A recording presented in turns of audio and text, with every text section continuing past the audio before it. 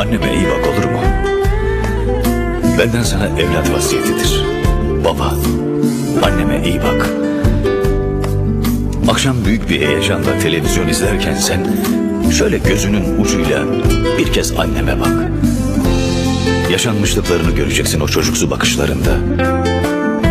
Yaşattıklarını, yaşatamadıklarını. Sana adanmış koskocaman bir ömrü göreceksin bakışlarında.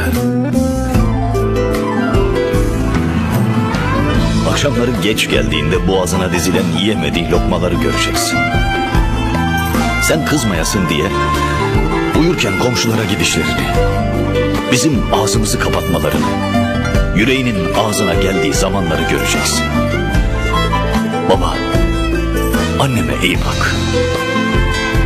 Hanım ben gidiyorum dediğinde sen merdivenleri inene kadar ardından bakan insana bir kez durup merdivenin 5. basamağında sen de bak.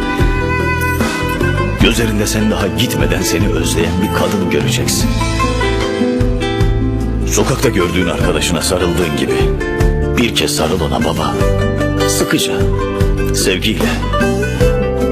Saatlerini harcadığın kahve sandalyesinde yudumlarken bardağından çayını, hiçbirinin tadının annemin çayının tadına benzemediğini fark ederek evde senin için yemek yapmanın telaşında olan o kadını düşün.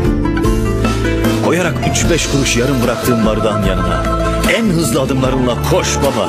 Bırak kahveyi, orada burada eğlenmeden, oyalanmadan koşarak evine gel baba.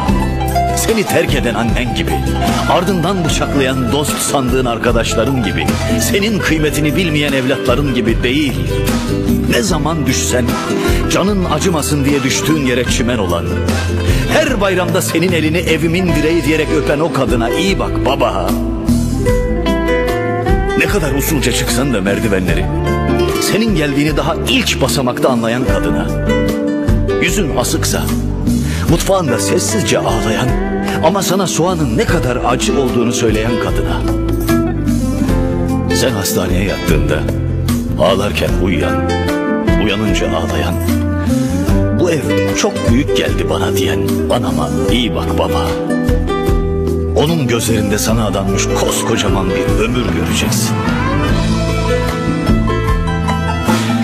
Şimdi sarıl şu güzel günde boynuna. Kim ne der diye düşünme baba. Tut ellerinden, öpüver. O kadın benim anam baba. O kadın benim anam.